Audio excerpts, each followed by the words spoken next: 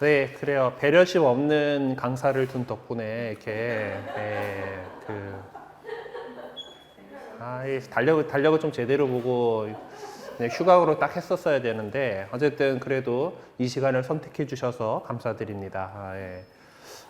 이제 우리가 사도신경의 내용들을 다 배웠어요. 그렇죠? 삼위일체 하느님에 대해서 성부, 성자, 성령하고 그리고 우리가 하느님께서 세워주신 교회에 대해서 공부를 지난 시간까지 이렇게 마쳤고 이번 시간부터는 우리가 그럼 하느님께로부터 어떻게 은총을 받을 수 있는가가 이 성사에 대해서 공부하는 시간입니다.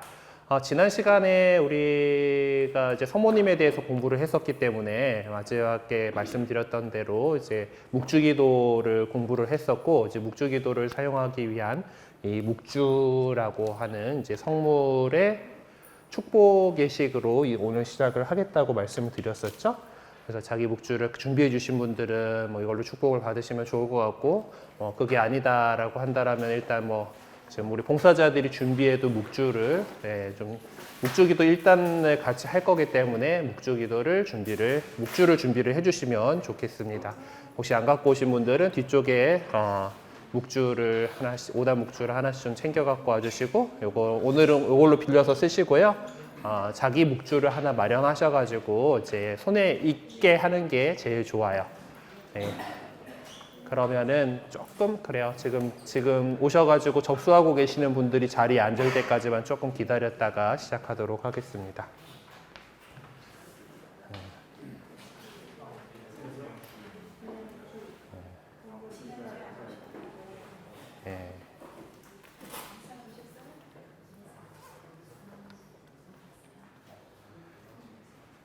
네. 모양만 다르지 내나 똑같은 거니까 그렇게 많이 안 고르셔도 됩니다.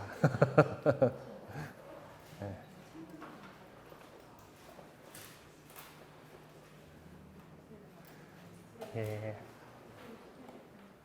네. 형제님도 혹시 자기 묵주를 준비를 안 해갖고 오셨으면 저기 놓여있는 묵주 가운데 하나를 챙겨주시면 되겠고요. 네. 그래요. 오늘 이제 시작기도는 말씀드린 대로 묵주 축복 예식으로 하도록 하겠습니다. 아마 우리 봉사자분들도 제대로 된 묵주 축복 예식을 경험해 본 적이 없을 것 같아요. 보통 묵주를 축복을 받으러 갈 때는 신부님 묵주 축복해 주세요 하면은 여기 축복 예식서에 적혀 있는 가장 간단한 방법인 성부와 성자 성령의 이름으로 아멘 해주시고 끝나기 때문에 일반적으로 보통 그러니까 따로 어떤 신심행사로서 이렇게 묵주를 축복하고 하는 예식을 거행하지 않는 이상 좀 그렇지 않습니다. 원래는 이제 이것도 성모님 축일 때나 이제 성모 성지 이런 데 갔을 순례하는 와중에 보통 이렇게 축복을 하는 예식으로 제시가 되어 있어요. 그러면은 예식을 시작하면서 우리 시작 성가로 271번 로사리오 기도 드릴 때에 함께 시작 성가로 부르겠습니다. 기쁠 때나 슬플 때나 우리 곁에 계시는 성모 마리아여 묵주의 기도 드릴 때에 나를 위로하시며 빛을 밝혀주시니 모든 걱정 사라지고 희망 솟아오르네 항상 도와주옵소서 인자하신 어머니 성부와 성자와 성령의 이름으로 아멘. 동정녀에게서 태어나신 성자를 통하여 온갖 좋은 것을 베푸시고 은총과 평화를 내리시는 하느님 아버지께서 여러분과 함께 영원으로부터 하느님의 말씀의 강생과 함께 하느님의 어머니로 예정되신 복되신 동정녀께서는 구세주의 좋으신 어머니로서 이 세상에 살아계시는 동안 특별한 방식으로 온전히 구원 사업에 협력하셨습니다. 묵주기도는 이러한 하느님의 섭리를 크게 찬양하는 것입니다. 그리하여 교회의 사목자들은 묵주기도를 언제나 중요시하고 권장하여 왔습니다. 그러므로 교회는 묵주와 또한 묵주기도를 바치며 우리 구원의 신비를 묵상하는 사람들에게 특별한 축복을 하며 마리아와 함께 마리아를 통하여 하느님께 찬미를 드리고자 합니다. 형제자매 여러분, 사도행전의 말씀을 들읍시다. 예수님께서 하늘로 올라가신 뒤 사도들은 올리브산이라고 하는 그곳을 떠나 예루살렘으로 돌아갔다. 그 산은 안식일에도 걸어갈 수 있을 만큼 예루살렘에 가까이 있었다. 성 안에 들어간 그들은 자기들이 묵고 있던 위층 방으로 올라갔다. 그들은 베드로와 요한과 야고보와 안드레아, 필립보와 토마스, 바르톨로메오와 마테오, 알페오의 아들 야고보와 열한당원 시몬과 야고보의 아들 유다였다. 그들은 모두 여러 여자와 예수님의 어머니 마리아와 그분의 형제들과 함께 한 마음으로 기도에 전념하였다.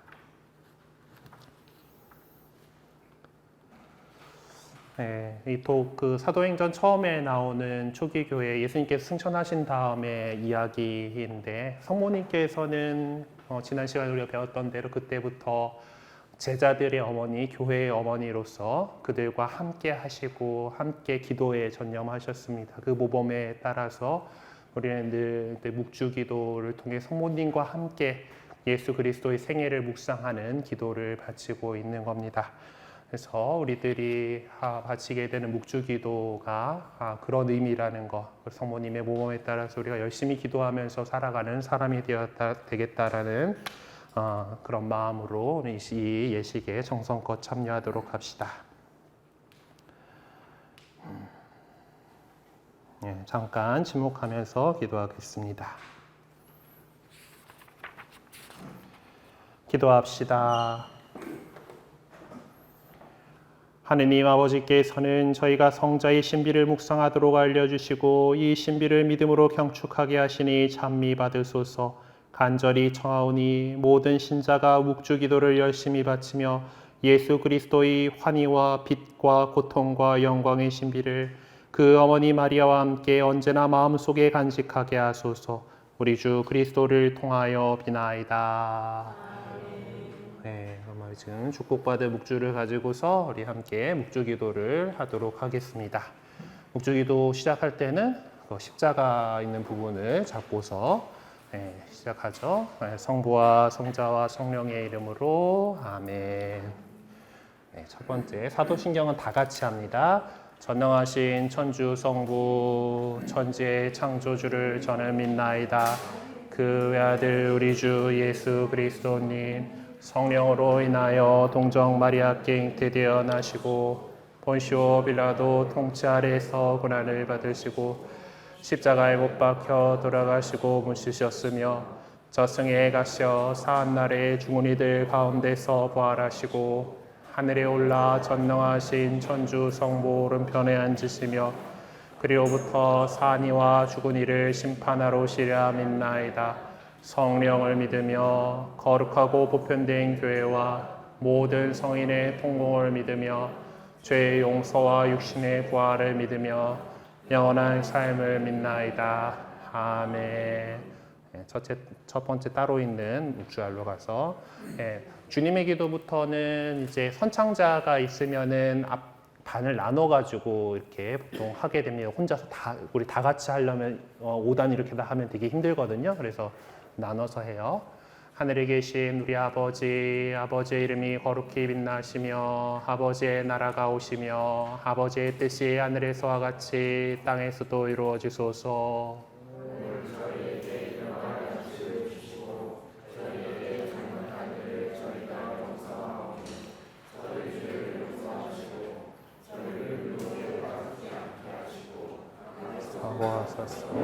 아멘. 은총이 가득하신 마리아님 기뻐하소서. 주님께서 함께 계시니 여인 중에 복되시며 태중의 아들 예수님 또한 복되시나이다.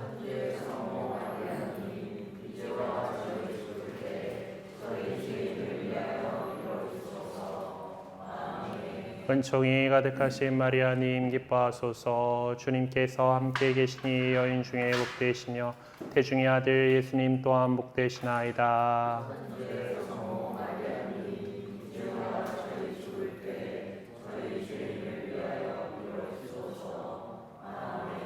은총이 가득하신 마리아님 기뻐하소서. 주님께서 함께 계시니 여인 중에 복되시며 태중의 아들 예수님 또한 복되시나이다.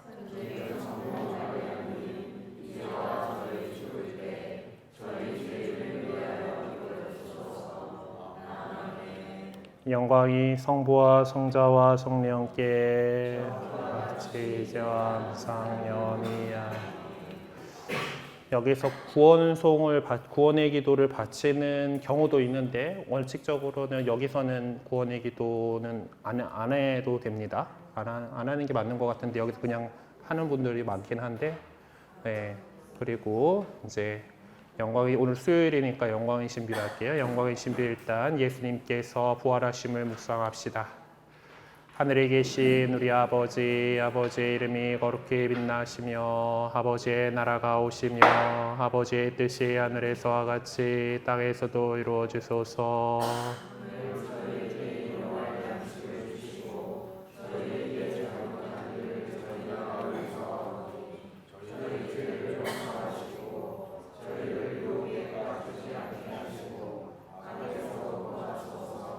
아멘.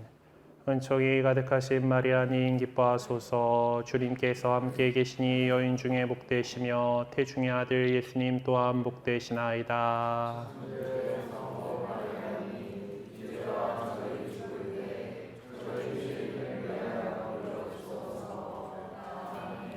은총이 가득하신 마리아님 기뻐하소서. 주님께서 함께 계시니 여인 중에 복되시며 태중의 아들 예수님 또한 복되시나이다.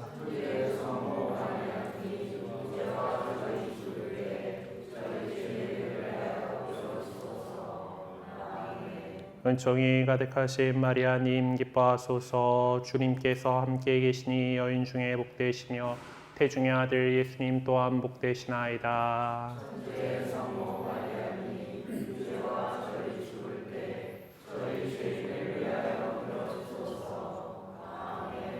은총이 가득하신 마리아님 기뻐하소서. 주님께서 함께 계시니 여인 중에 복되시며 태중의 아들 예수님 또한 복되시나이다.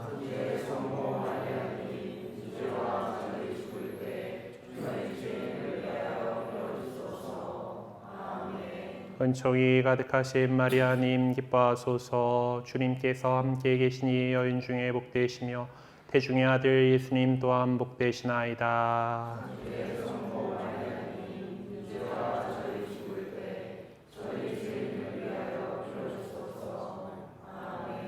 은총이 가득하신 마리아님 기뻐하소서. 주님께서 함께 계시니 여인 중에 복되시며 태중의 아들 예수님 또한 복되시나이다.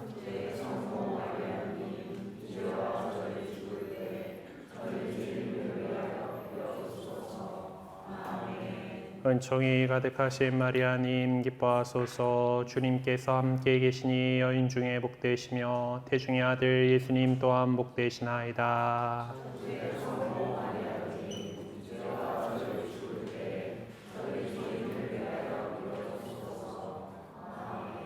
은총이 가득하신 마리아님 기뻐하소서. 주님께서 함께 계시니 여인 중에 복되시며 태중의 아들 예수님 또한 복되시나이다.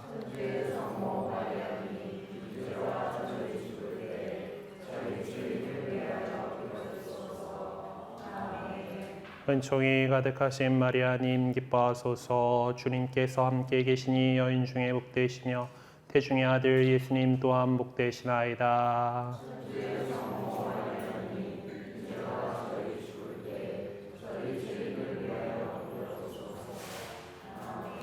은총이 가득하신 마리아님 기뻐하소서. 주님께서 함께 계시니 여인 중에 복되시며 태중의 아들 예수님 또한 복되시나이다.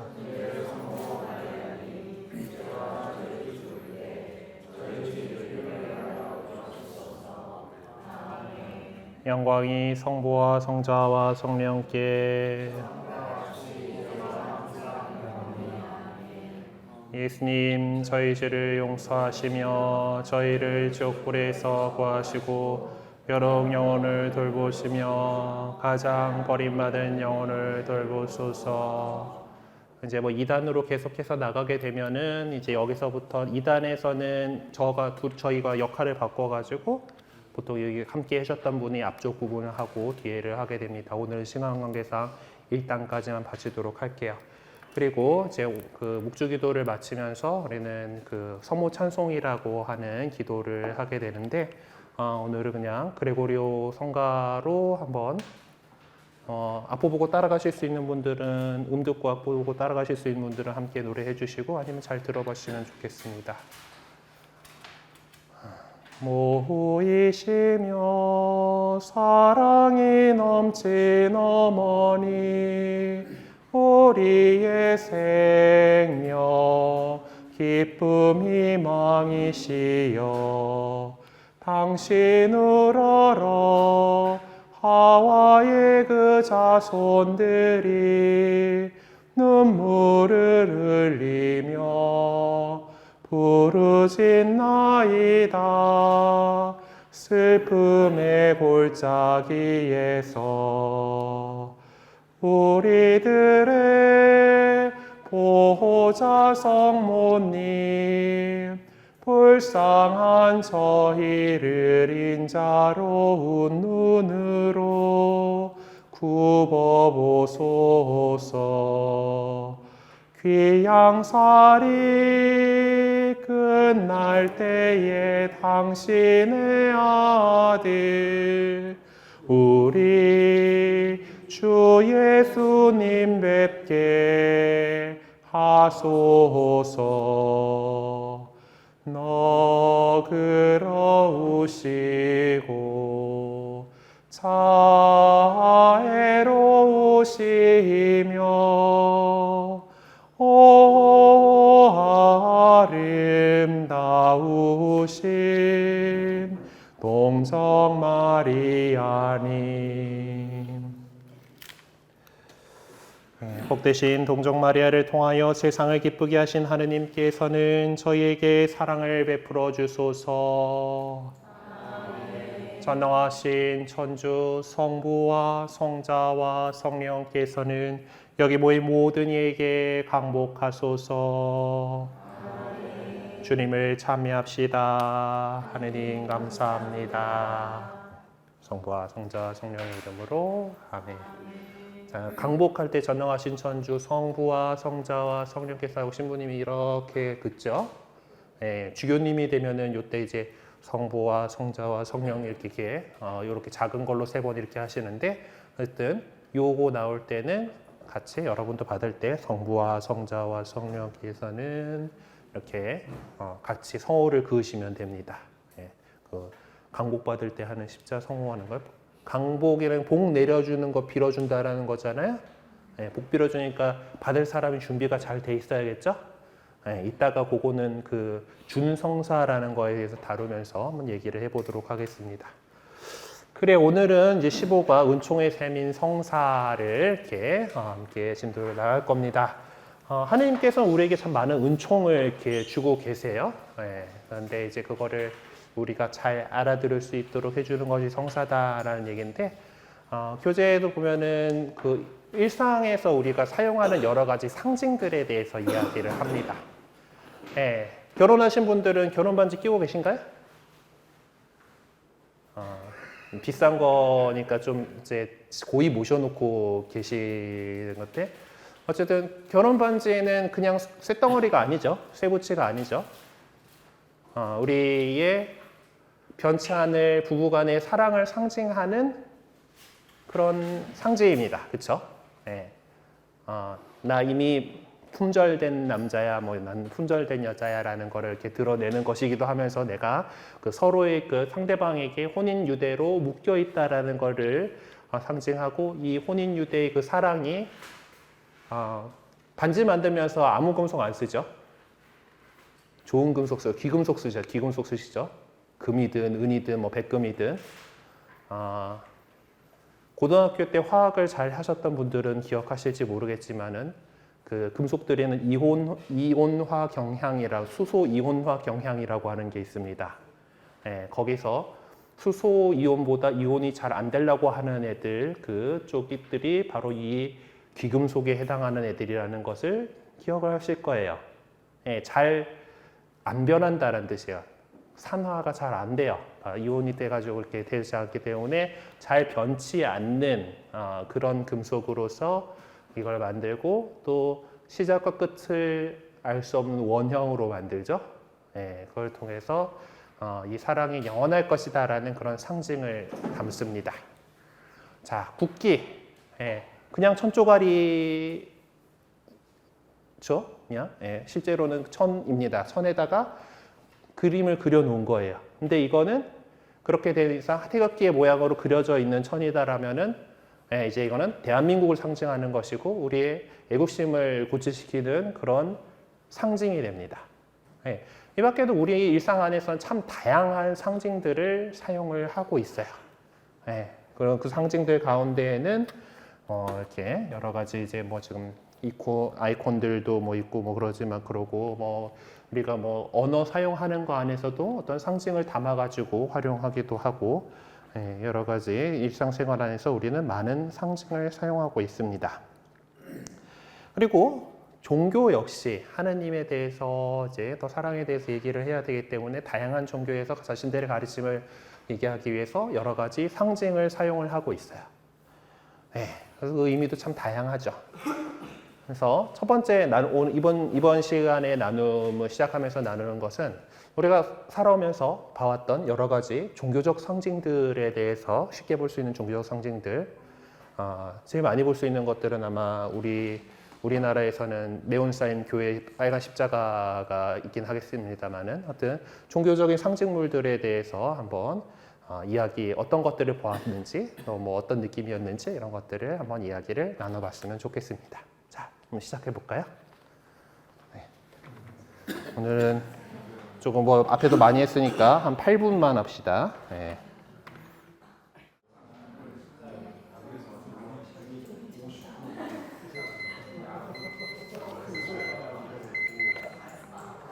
시간이 다 된 모양입니다.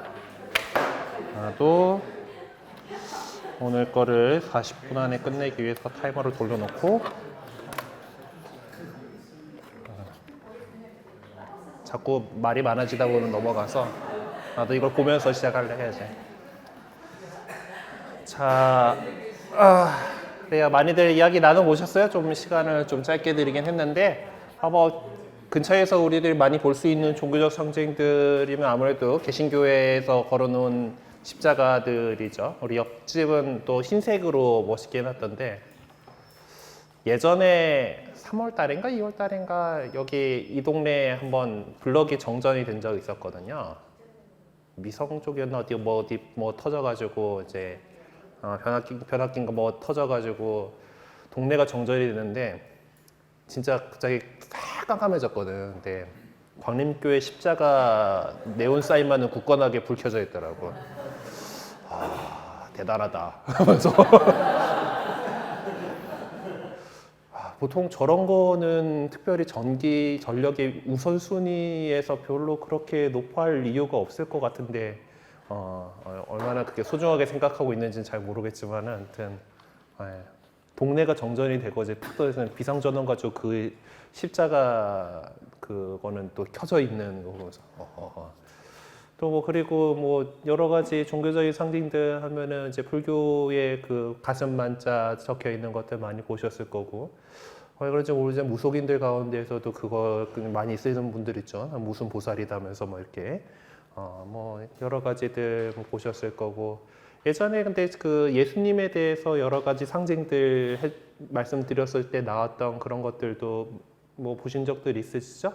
물고기라든가 물고기 이제 그리스도교적인 물고기는 이제 하느님의 아들 예수 그리스도 하느님의 아들 구세주라는 뜻의 그 글자들을 첫 글자들을 따면은 히라보 첫 글자들을 따면은 물고기라고 하는 익디스라고 하는 단어가 만들어져 가지고 옛날 그리스도교 초기 교회 신자들이 이제 암호로 이렇게 많이 사용했던 뭐 그런 상징들이고 불교 쪽이나 그에서는 물고기 모양이 나오는 거가 이제 김해 쪽 이렇게 가면은 물고기 문양들을 많이 사용하는데, 불교라기보다는 어쨌든 금강가야의 김수로 왕의 부인 허씨 황후가 이제 인도 쪽에서 아유타군가 쪽에서 이렇게 오잖아요. 그쪽 상징이 이제 물고기라서 김해 그런 쪽에 가면은 또 물고기 상징들이 많이 있고, 뭐 이제 그런저런 여러 가지 것들 많이 보셨던 것들이 있을 겁니다. 어쨌든 우리는 많은 곳에서 상징을 이렇게 사용하고, 특히 종교적인 것들에 대해서 어떤 여러 가지 심성의 상징을 많이 활용을 하고 있습니다. 그거는 어떤 이유인가, 오늘 들려드리는 고린토일서의 말씀을 잘 들어보셨으면 좋겠습니다. 우리는 하느님께서 우리에게 주신 선물을 알아보게 되었습니다. 우리는 이 선물에 관하여 인간의 지혜가 가르쳐준 것이 아니라 성령께서 가르쳐주신 말로 이야기합니다. 영적인 것을 영적인 표현으로 설명하는 것입니다. 그러나 현세적 인간은 하느님의 영에게서 오는 것을 받아들이지 않습니다. 그러한 사람에게는 그것이 어리석음이기 때문입니다. 그것은 영적으로만 판단할 수 있기에 그러한 사람은 그것을 깨닫지 못합니다.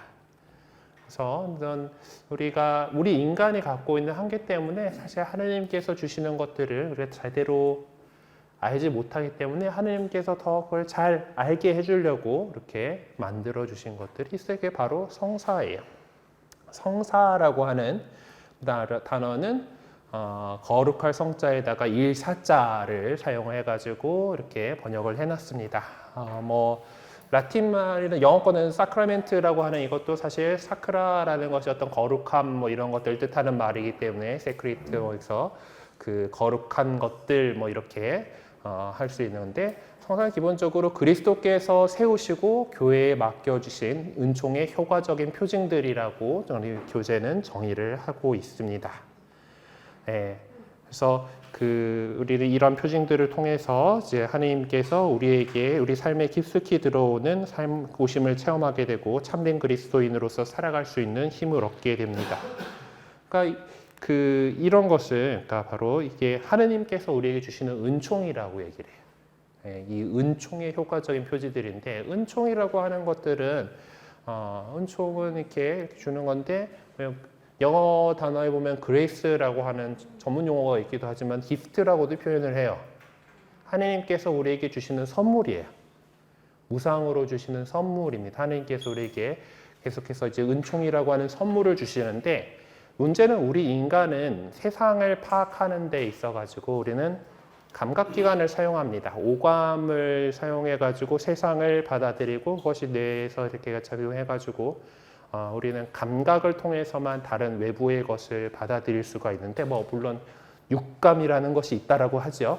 근데 하느님께서 주시는 이 선물인 은총은 지금 여기는 그래픽으로 뭔가 보이는 것처럼 표현을 해놨지만 우리가 받긴 받는데 안 보인단 말이에요. 우리가 어떤 건지 감각할 수 있는 감각의 차원의 것은 아닙니다. 하느님의 은총은 그렇기 때문에 그것을 하느님께서 우리에게 은총을 늘 이렇게 주고 계시는데, 그것을 우리 인간이 잘 받아들일 수 있게 하려면 하느님께서도 이것을 우리 인간이 세상을 받아들이는 방식으로 감각적인 것들을 통해 가지고 이 은총을 받고 있다는 사실을 알 수 있도록 우리 일상생활 안에 여러 가지 장치들을 통해 가지고 만들어 주신 것이 성사다라고 하는 거예요. 그래서 이제 여러분들이 이제 준비하고 있는 세례가 대표적으로 물이라고 하는 우리가 감각할 수 있는 물질을 통해서 하나님께서 우리의 죄를 씻어 주신다라고 하는 그런 그 은총을 드러내 보여주는 거죠. 아까 얘기했던 결혼 반지들, 혼인 성사 안에서도 중요한 물질적인 특성은 이 혼인 반지의 축복과 혼인 반지를 껴주는 거예요. 우리가 감각할 수 있는 것, 서로 우리가 결혼을 해서 가정을 이루었다라는 것, 그래서 배우자에게 서로 매여 있다라는 것, 서로 사랑하는 관계다라는 것, 그 사랑은 영원히 하나님 나라 들어갈 때까지 이렇게 지속된다라는 것을 이 결혼 반지라고 하는 것의 특징으로서 이렇게 우리가 받아들일 수 있게 해주는 거예요. 그래서 그것을 우리는 표징이라고 부르죠. 심볼, 사인 이런 것으로 부릅니다. 네, 그래서 성사는 바로 눈으로 볼 수 없는 하느님을 체험하게 하고 하느님의 은총을 전해주는 눈에 보이는 표징이에요. 물론 눈이라는 그런 어떤 감각의 어떤 대표적인 감각으로서 눈을 사용했다는 우리가 감각할 수 없는 하느님. 하느님 우리 지금 볼 수가 없잖아요. 만져볼 수도 없고. 그렇죠? 네. 하지만 그 하느님께서 주신 은총 역시 우리가 뭐 또 손에 잡히는 것도 아니고 뭐 이제 어떤 뭐 박스에 택배 상자 오는 것처럼 이렇게 배달되어 오는 것도 아니고 그런데 그것을 느낄 수 있게 감각할 수 있게 해주는 표징들이 바로 성사라는 거예요. 네. 그래서 첫 번째 성사 하느님께서 당시 하느님 보이지 않는 하느님을 우리가 볼 수 있도록 해주시는 그 성사는 다름 아닌 예수 그리스도이십니다. 그래서 우리는 예수 그리스도께서는 하느님의 성사다라고 얘기를 해요. 하느님은 우리가 볼 수 없죠. 그 맞대면 했다라고 구약 성경에 적혀 있는 사람들 얼마 안 돼요. 아담과 하와는 죄를 짓기 전에는 맞대면을 했던 것 같아요. 그리고 죄 짓고 나서 쫓겨난 다음에 인간들 사이에서 하느님하고 마주 배울 수 있었던 그런 사람은 뭐 모세 정도가 있습니다. 구약 성경을 나중에 읽어보시다 보면은 대개 사람들이 하느님을 뵙게 됐다라고 할 때 나오는 반응은 아이고 나는 이제 죽었구나. 내가 죽었구나.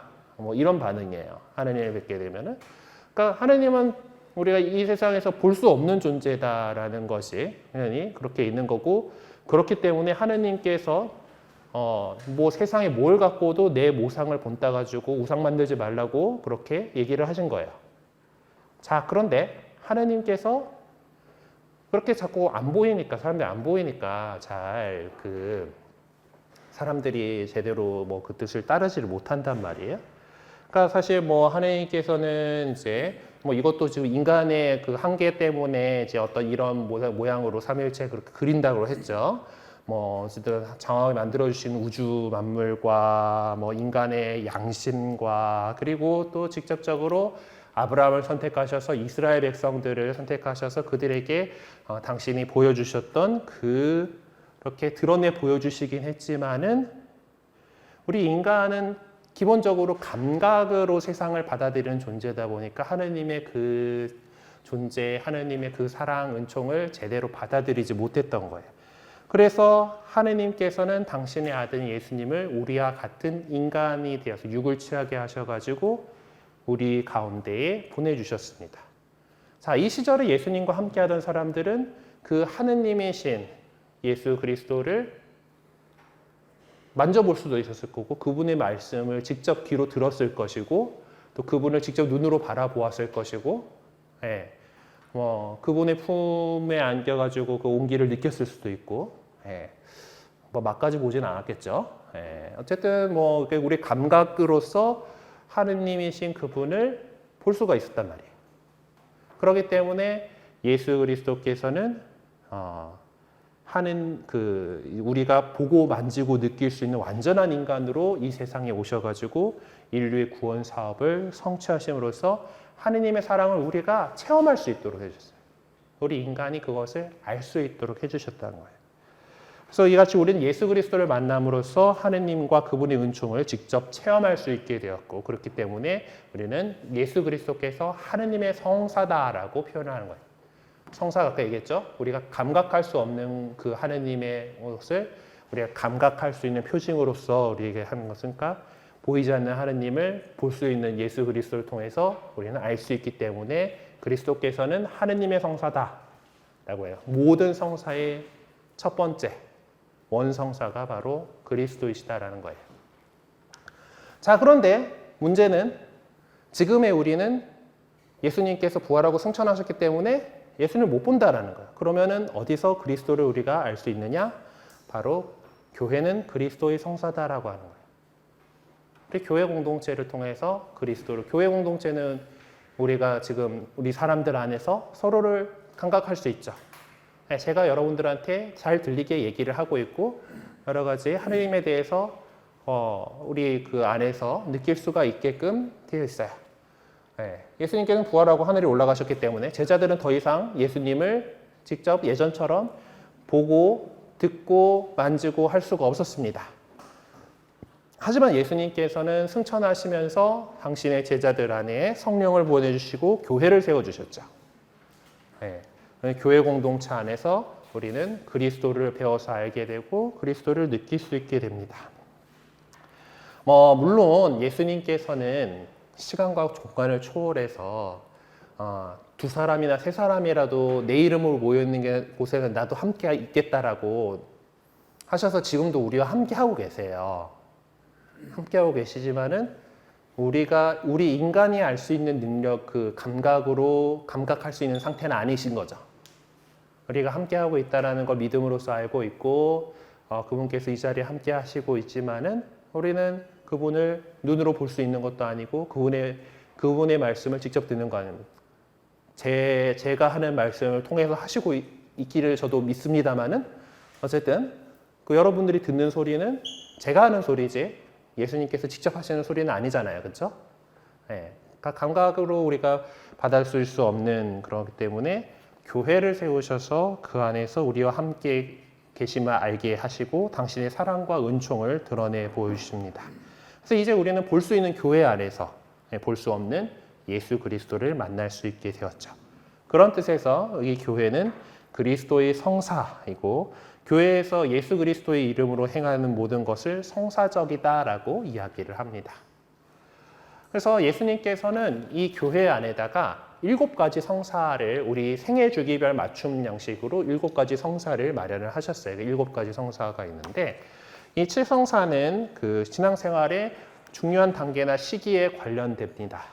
7가지 성사는 그리스도교 입문성사에 해당하는 지금 열심히 여러분들께서 준비하고 계시는 세례성사, 세례성사가 있고 그리고 이제 여러분들이 이제 이번에 세례를 받으시고 아마 별일 없다면 내년에는 본당에서 견진성사가 있을 거예요. 그래서 견진성사를 통해서 주교님으로부터 이제 성령의 인호를, 성령 특은의 나리를 받는 견진성사가 있고 그리고 여러분들이 세례성사를 받음으로써 이제 예수 그리스도의 몸과 피를 받아 모시는 성체성사가 있습니다. 세례성사, 견진성사, 성체성사가 그리스도교 입문성사로서 이제 우리 인간이 새로 태어나죠. 사람은 새로 태어나죠. 여러분들이 준비하고 있는 세례성사는 이제 옛 인간을 버리고 새로운 하느님의 자녀로 새로 태어나는 그런 성사입니다. 그러니까 새로 출생하는 것에 해당하고 견진성사는 신앙인으로서 이제 어른이 되었다라는 것을 이제 드러내는 이제 일종의 우리 인생에서는 그 성인식과 같은 그런 성사예요. 그리고 성체성사는 우리 밥 먹어야 잘 살죠? 삼시세끼를 먹어야지 힘내서 살아갈 수 있는 것처럼 우리의 영혼의 양식을 갖고 예수 그리스도와 일치하는 성체성사예요. 그래서 이 세 성사를 그리스도교 입문성사라고 얘기를 합니다.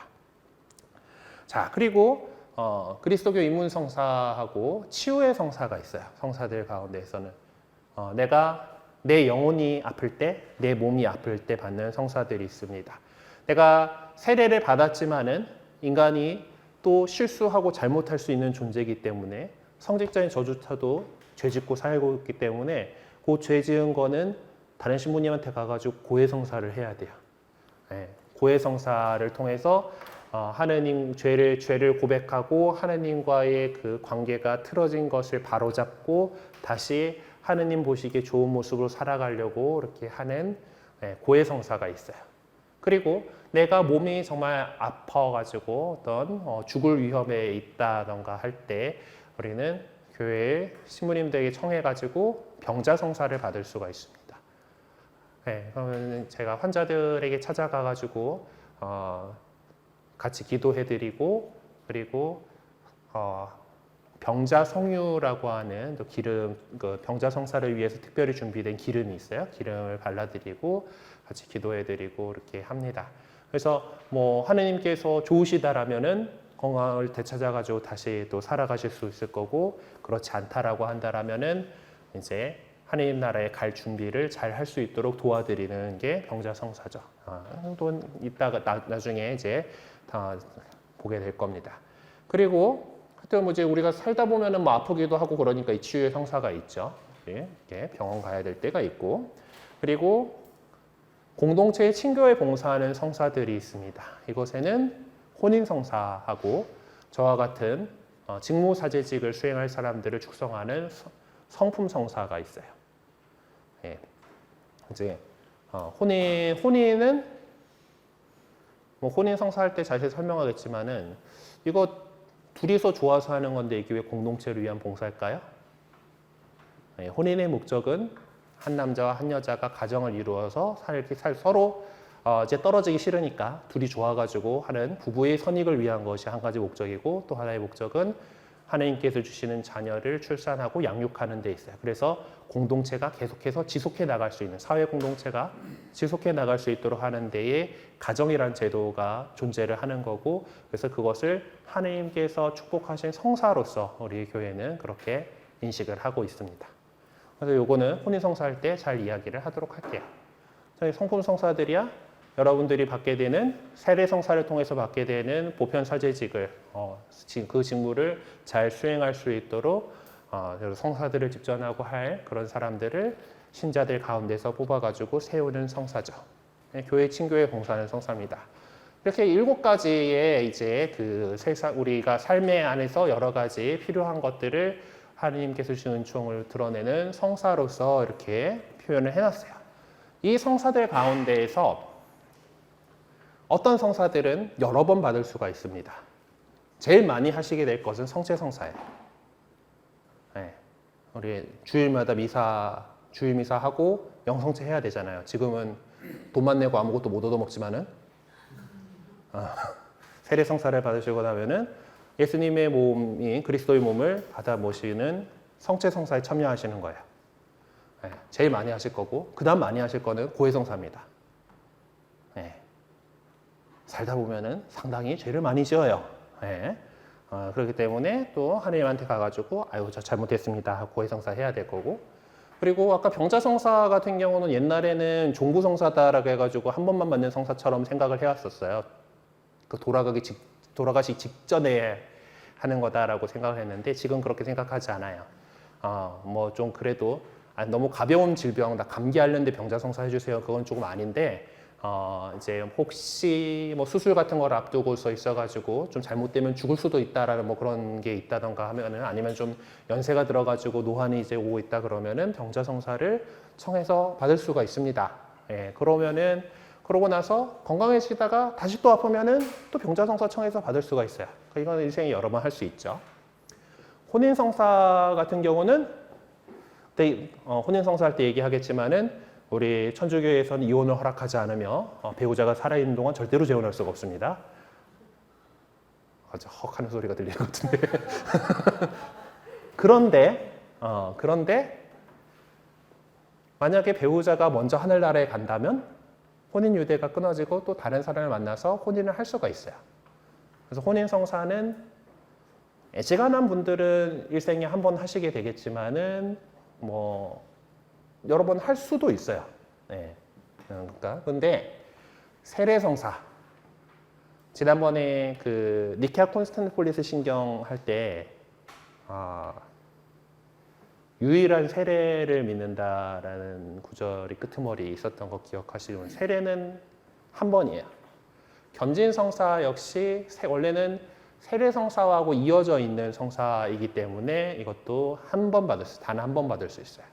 그리고 성품성사는 품이 여러 가지가 있긴 해요.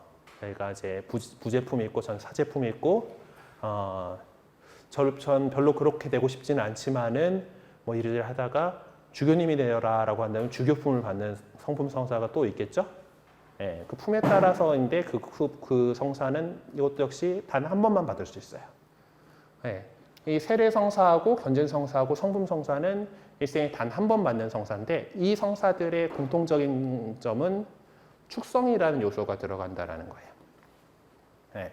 축성성유라고 하는 이제 축성을 위해서 준비되어 있는 기름을 도유하는 예식이 들어가요. 여러분들도 물로 씻고 난 다음에 그리스도인으로서 축성이라고 하는 개념은 전에 한번 설명드렸는지 어쩐지 모르겠지만은 세상에 있는 여러 가지 것들 가운데에서 하느님 것으로 따로 떼어가지고 거룩한 것으로 한다라는 거예요. 그래서 여러분도 세상의 여느 모든 세상 사람들 가운데에서 그리스도인으로서 하느님의 백성으로서 따로 뽑혀서 축성되는 거기 때문에 세례성사가 세례와 견지는 그 개념이기 때문에 일생에 단 한 번 맞는 거예요. 한 번 하느님 거 됐는데 또 다시 뭐 세상으로 돌아간다? 그런 거 없어요. 그래서 세례는 단 한 번. 그리고 물론 죄를 지어서 하느님하고의 관계가 좀 상하고 끊어질 수가 있지만은 그거는 세례성사로 다시 회복하는 것이 아니라 고해성사로 회복하는 거예요. 세례하고 견지는 그래서 일생에 단 한 번 받으실 수 있는 거고, 성품성사도 이제 그 세례성사를 통해서 하느님의 백성이 된 사람들 가운데에서 그 교회 공동체를 하느님의 뜻대로 잘 이끌어 나갈 수 있도록 그 안에서 직무로서 사제직을 수행할 사람들을 따로 뽑아가지고 거룩하게 하는 거죠. 그러니까 여러분들은 이제 세례성사를 하고 나면 이제 이마에다가 축성 성류를 도유를 해요. 하느님 거다 하고 이렇게 침 발라 놓는 거죠. 이렇게 그 축성 성류를 도유를 하면서 하느님 거라고 이렇게 성별돼요. 사제들은 성체 성사를 이 손으로 해야 되잖아요, 그렇죠? 성사를 집전하고 특별히 무엇보다도 그냥 빵과 포도주의 형상인 것을 그리스도의 몸과 피로 변화시켜야 되는 이 손에다가 축성 성류를 도유합니다. 사제 서품식 때 이제 그런 게 있어요. 그리고 주교님들은 교회의 머리로서 지역교회의 머리로서 이 교회 공동체를 다스려 나가야 하기 때문에 머리에다가 기름을 부어요. 축성 성류를 도유를 합니다. 그런 식으로 요 세 가지 성사는 축성이라는 개념과 연관되면서 일생에 단 한 번 받는 거예요. 그래서 성사를 통해서 하느님께서는 많은 은총을 이렇게 우리에게 주십니다. 그래서 성사를 통해서 받는 은총은 하느님께서 우리가 뭔가 일을 잘해가지고 아니면 교리 공부를 열심히 잘해가지고 아니면 뭐가 잘나가지고 이렇게 주시는 거가 아니에요. 자격이나 능력을 보고 주시는 것이 아니라 오로지 당신 자비와 사랑으로 조건 없이 주시는 선물이기 때문에 선물로 우리를 새롭게 변화시키고 하느님과 일치하도록 이끌어 줍니다. 그래서 이것을 갖다가 우리는 역시 은총이라고 부르는 거죠. 선물이라는 거예요. 아까 얘기했잖아요. 선물이에요. 하느님께서 주시는 선물이에요.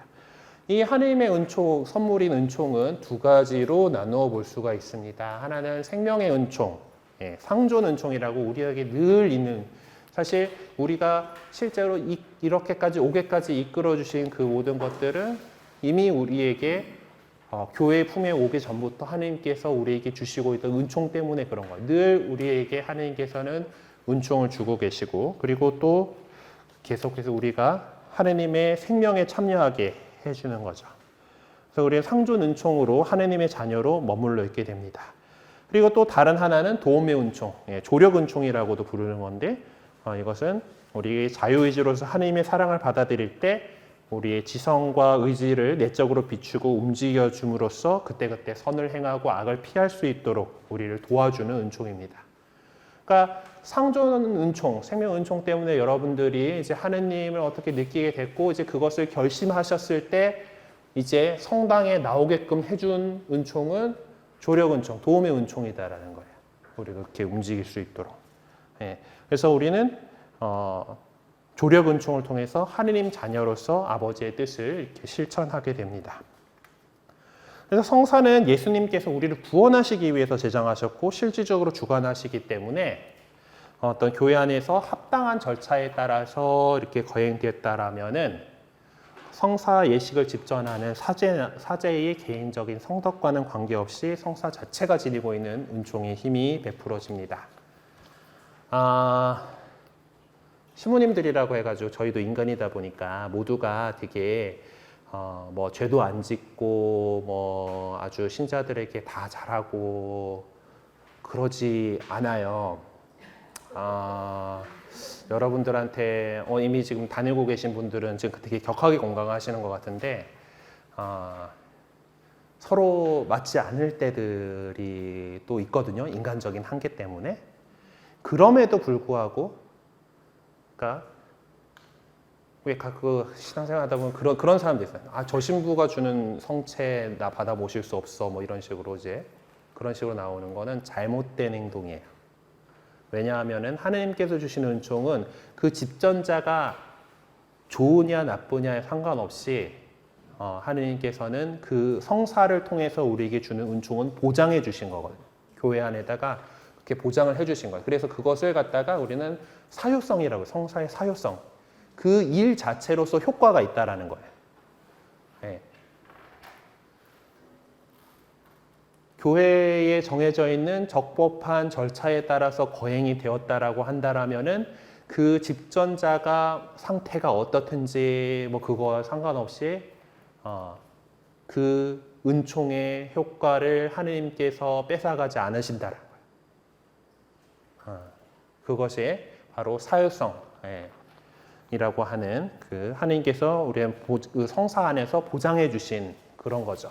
하지만 하느님께서는 은총을 또 다양한 방법으로 같이 이제 성사를 통해서 우리가 잘 받아들일 수 있도록 해주시지만은 그래서 더 풍부하게 마치 하늘에서 비를 내려주시는 것처럼 우리에게 은총을 주시고 있기 때문에 그런 것까지 우리가 잘 받아들이려면 어떻게 해야 돼요? 우리 쪽에서 받아들이는 사람 쪽에서도 충분한 준비와 어떤 그런 자세, 마음의 자세가 되어 있어야 하는 거죠. 그렇기 때문에 지금 여러분들이 교리 공부를 하는 겁니다. 사실 그냥 세례식 바로 해도 상관없어요.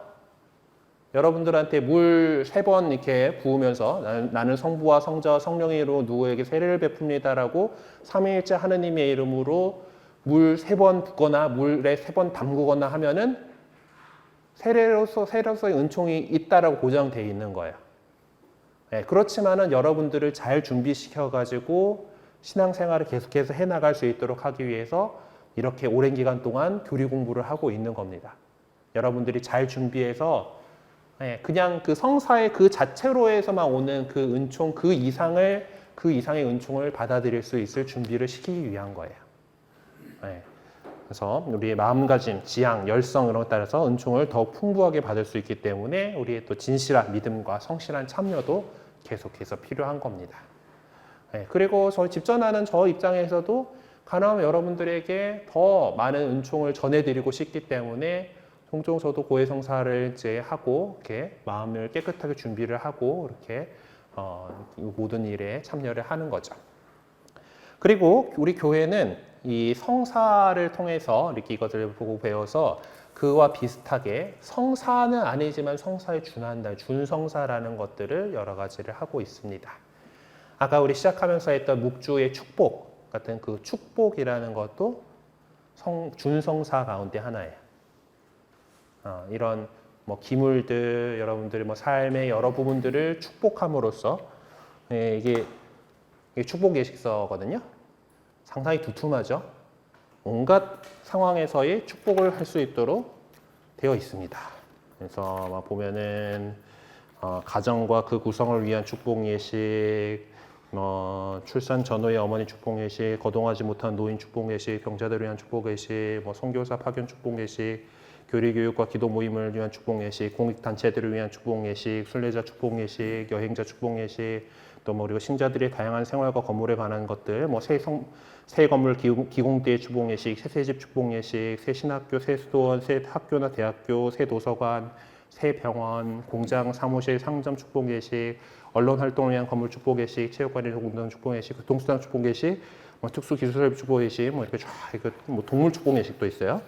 그리고 논밭이나 이렇게, 그리고 식사 전후의 축복 예식, 그리고 이제 우리 같이 사용하는 성당들에 대한 기물들, 세례대, 세례샘, 독서대, 감실, 고해서 설치 때, 새로 성당 문을 했다, 아니면은 새로 십자가를 공적 경배를 위한 십자가를 마련했다, 아니면 공적 경배를 위한 성화상을 마련했다, 아니면 그 미사 때 쓰는 종을 새로 마련했다, 오르간을 새 걸로 바꿨다, 이런 여러 가지 상황들 안에서 축복이라는 거, 하느님의 복을 빌어주는 행동을 하라고 있습니다. 이것들은 성사는 아니지만은 하느님의 은총을 청하는 교회의 어떤 일들 가운데 하나죠.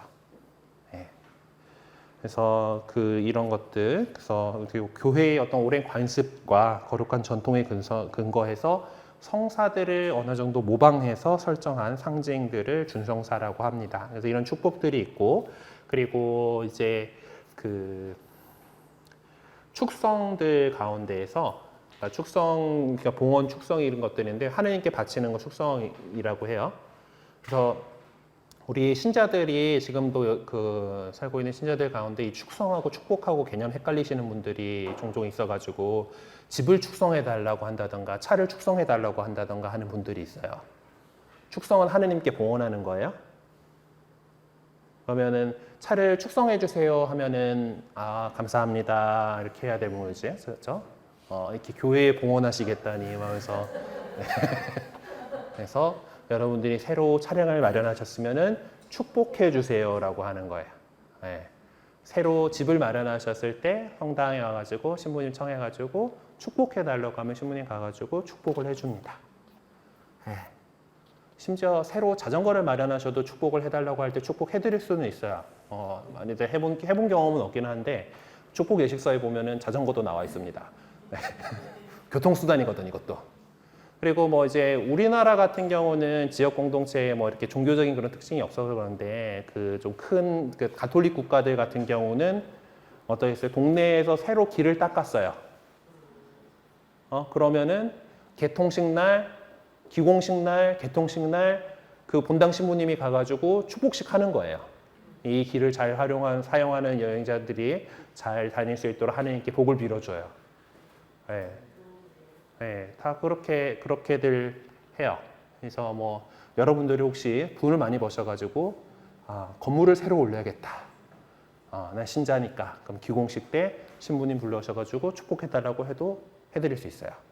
네. 뭐 그런 식으로 우리 일상생활에 여러 가지 것들에 축복을 하는 거고 축성을 한다라고 하는 거는 하느님께 바치는 거랬잖아요. 아까 여러분들이 이제 세례성사로 하느님 백성으로 축성된다라고 했죠. 따로 하느님 몫으로 따로 빼가지고 하느님께 바친다라는 개념이에요.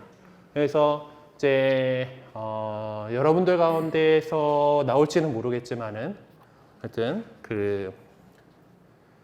우리 수녀님들처럼 수도 생활을 한다는 것들 좀 폭넓게 얘기하면 봉헌 생활자라고 얘기를 해요. 축성 생활자, 봉헌 생활자라고 하는데 삶 자체를 이제 나는 하느님을 위해서 내어놓겠습니다라고 그렇게 서원하는 것도 역시 봉헌, 그러니까 축성에 해당하는 그런 일입니다. 네. 그리고 이제 이런 부분들도 그러니까 성경에 어떤 근거가 있는 건 아니지만은, 그러니까 앞에 나왔던 성사들, 7가지 성사들은 성경적인 근거들이 있어요. 그러니까 그런데 이제 성경들이 근데 이 준성사들은 어떤 성경에 갖고 있는 어떤 근거들은 없지만은 교회가 그 동안에 성사들을 모방해서 하느님의 은총을 더 많이 나눠주기 위해서 마련한 것들이 있어요. 그리고 이제 구마가 또 준성사에 들어가는데,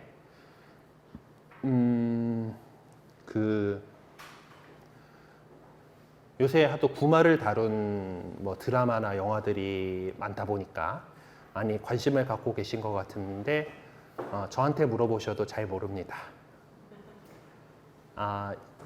일반적인 구마 기도는 여러분들 세례 받을 때도 뭐 구마 기도가 나와요.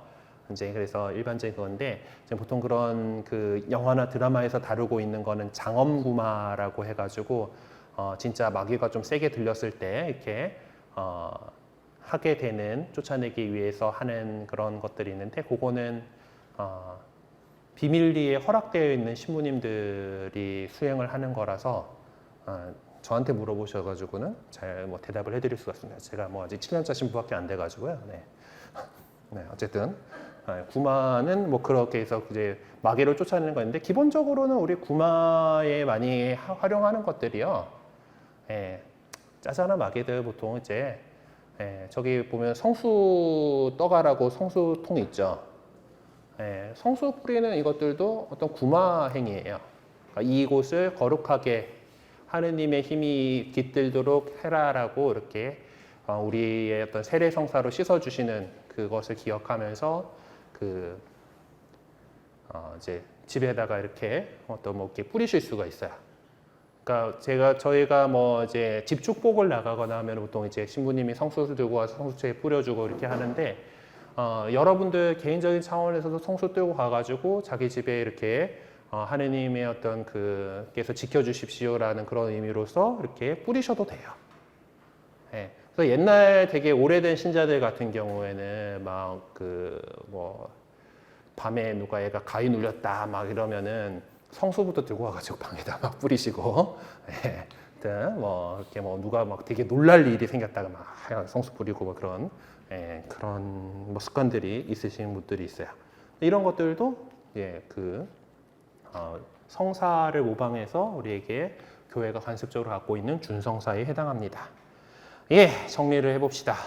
성사는 우리가 볼 수 없는 하느님을 체험하게 하고 하느님의 은총을 전해주는 표시입니다. 그래서 예수님께서는 하느님의 은총을 우리 받을 수 있도록 교회 안에 미사전례와 7가지 성사를 제정하셨죠. 우리는 성사를 통해서 받는 하느님의 은총으로 새롭게 변화된 삶, 하느님과 일치되는 삶을 살아갈 힘을 얻습니다. 그래서 이제 다음 시간부터 이제 세례성사에 대해서 좀 세례성사 각각의 7성사들이 어떤 것인지 좀 자세하게 공부를 하게 될 텐데요. 이제 우리가 준비하고 있는 세례성사 그리고 또 여러분들이 앞으로 교회 생활 안에서 받게 되실 여러 성사들을 적극적으로 참여하고 그렇게 열심히 이렇게 살아가시기를 좀 열심히 해보셨으면 좋겠습니다. 오늘 알아봅시다에는 전례주년에 대해서 설명을 하네요. 전례주년은 우리가 한 해 단위로 보통 이제 사이클이 돌아가잖아요.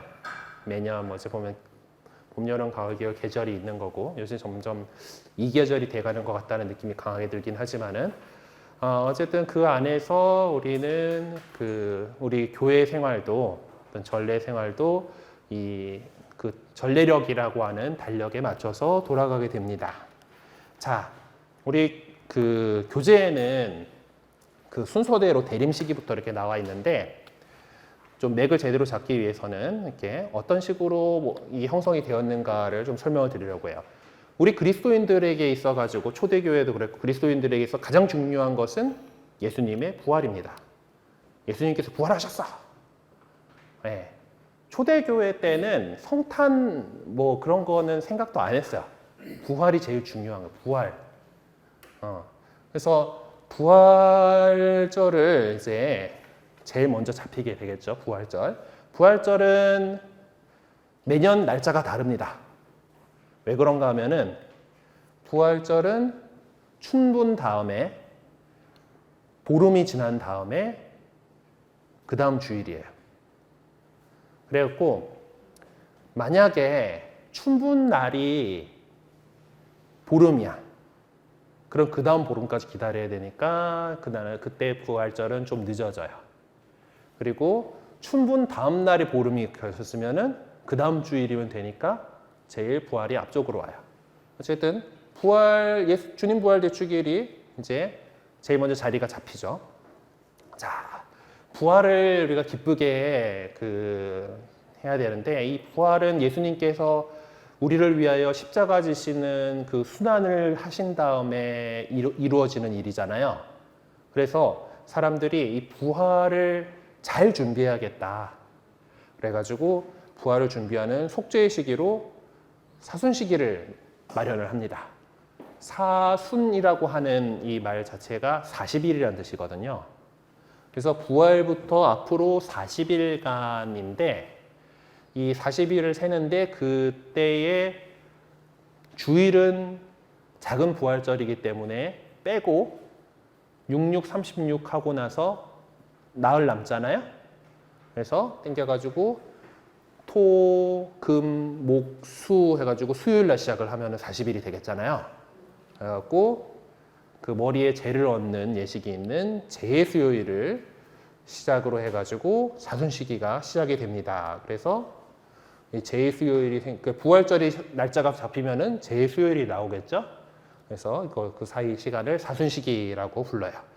그리고 이 부활절 다음의 시기는 부활 시기라 해서 이제 기쁨의 시기를 지내는데 예수님께서 제자들하고 한 40일 같이 지내고 사셨고 그 다음에 성령께서 오시는 거가 부활하고 나서 50일째 되는 오순절 얘기를 하잖아요. 그렇죠? 오순절에 그래서 이제 이 성령 강림 대축일이 이제 그 부활 시기의 마지막이 됩니다. 오순절에 있어서 사순 시기와 부활 시기가 일단 전례력에서 자리를 잡게 되죠. 예. 그러다가 이제 우리 교회가 로마 제국의 국교가 돼요. 세월이 지나가지고 로마 제국에서 이제 그리스도교 믿어도 돼라고 했다가 이제 그리스도교만 믿어 이렇게 됐어요. 예, 그러면서 사람들한테 막 이렇게 많이 번져나가고 이제 그 예전에 로마 그리스 계열의 어떤 이교도들의 그 축제일들을 좀 엎어야 이제 지워야 될 그런 상황이 생겼어요.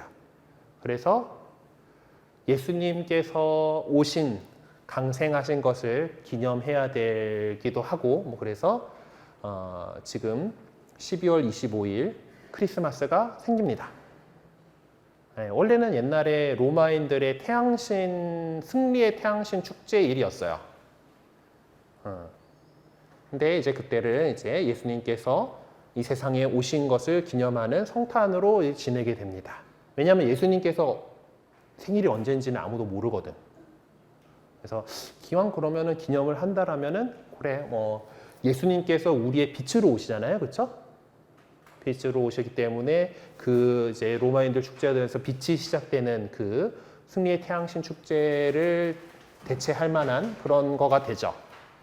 왜냐하면은 아까 부활 날짜를 정하면서 나온 것 가운데 천문 현상 가운데 뭐가 있었어요? 춘분 다음에 만월 다음에 주일이라 그랬잖아요. 춘분은 무슨 날이에요? 북반구에서 낮의 길이와 밤의 길이가 같은 날이고 춘분 다음 날부터는 낮의 길이가 길어지는 날이에요. 밤을 어둠이라고 낮을 빛이라고 하면은 빛과 어둠의 싸움에서 빛이 이제 승리하는 부활의 의미를 가져갈 수 있는 날이죠. 자, 그럼 성탄은 12월 25일입니다. 이때는 어떤 천문 현상이 있나요? 동지예요. 동지 좀 지나서예요. 동지는 북반구에서 밤이 가장 길고 낮이 가장 짧은 날인데 그거 조금 직후예요. 그러는 이제 빛이 커지기 시작하는 때예요. 네. 그래서 그 시기에 성탄을 지냅니다.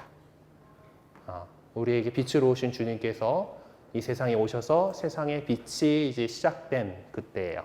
자, 이제 성탄을 이제 12월 25일에 정해가지고 지내게 됐어요. 자, 근데 우리 또 신자들은 또 성탄을 또 잘 준비하고 싶죠. 네. 부활은 보면 사순이나 해가지고 40일이나 이렇게 제계를 지키면서 부활을 준비해가지고 기쁜 축제를 맞이한단 말이에요.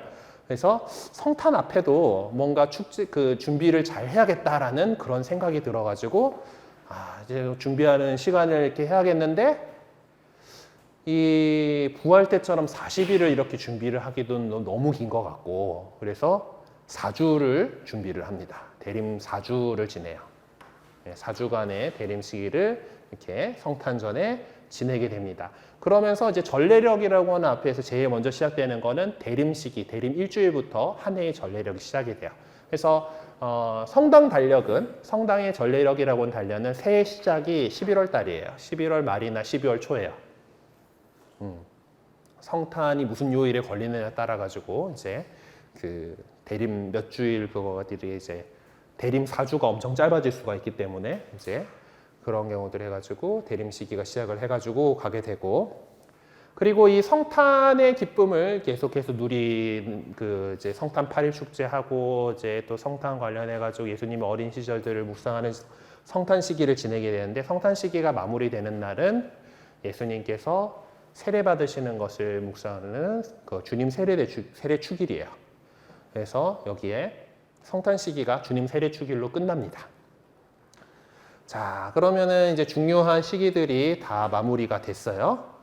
네, 주님 세례 축일이 들어가고 그러고 나면은 나머지 시간들이 있죠. 이 나머지 시간들을 이제 평소, 그래서 연중이다 그러 불러요. 연중 시기라고 불러요. 연중 시기에는 예수님께서 공생활하시면서 여러 가지 뭐 기적들 행하신 거, 가르쳐 주신 거 그런 것들 그런 예수님의 공생활을 묵상하는 그런 시기예요. 그래서 이 연중 시기는 어떻게 맞춰지냐? 그러니까 결국 한 해 전례력이 마무리되는 거는 바로 예수님께서 온 세상의 임금님이시다라는 것을 고백하는 그리스도 왕 대축일로 끝나게 됩니다.